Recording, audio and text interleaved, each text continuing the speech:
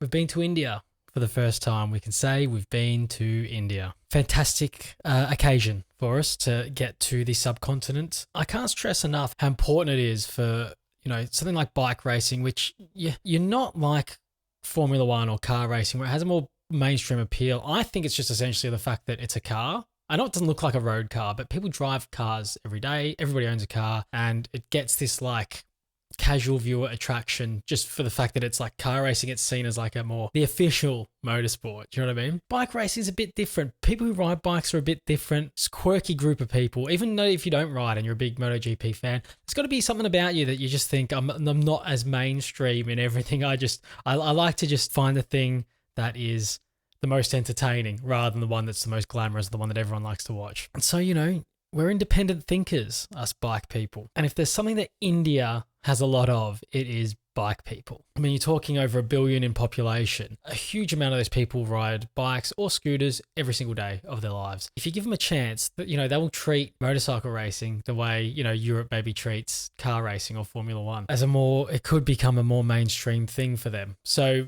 I think these markets, along with, the Southeast Asian market, you're looking at, Indonesia's, Thailand, Malaysia, huge markets for MotoGP. I think these are the most important markets to get into for Dorna. I think it's important that these events go well. There was obviously question marks in the lead up, but I think everything went well. I like the circuit. I like the layout. I like that it's not this because sometimes with the Herman Tilke design circuit, I think it is a Tilke circuit. You can get this sort of like forced kind of, they've got a big flat block of land and they just sort of work this artificial thing into it. Whereas it has a bit of the undulations. The corners, is very well thought out. There's some sections that look like they'd be fun to compete on as well as watch. There were still those like Tilke hallmarks of like coming out of that last corner. It looks very much like Sepang and things like that. But just the way that the landscape's used nicely, some banking on some turns, some peeking over into blind apexes and stuff like that. That's the stuff you want to see. Has a much more natural vibe as a new circuit where you don't often get that from new circuits. And Portimao's a little bit like that as well because it feels like an old circuit, but it's not.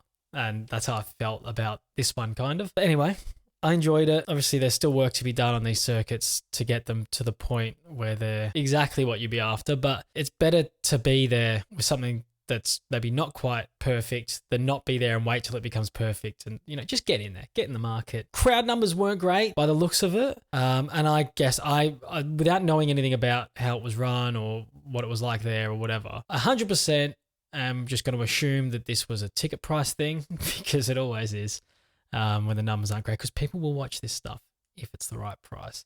So I'd like to see more people through the gates, but especially when you're hitting a big market like that, surely it's worth selling tickets for cheaper to get more people in. And then if people enjoy it, they'll come back. And then as the years go on, you can maybe increase a little bit. But my 2 cents there.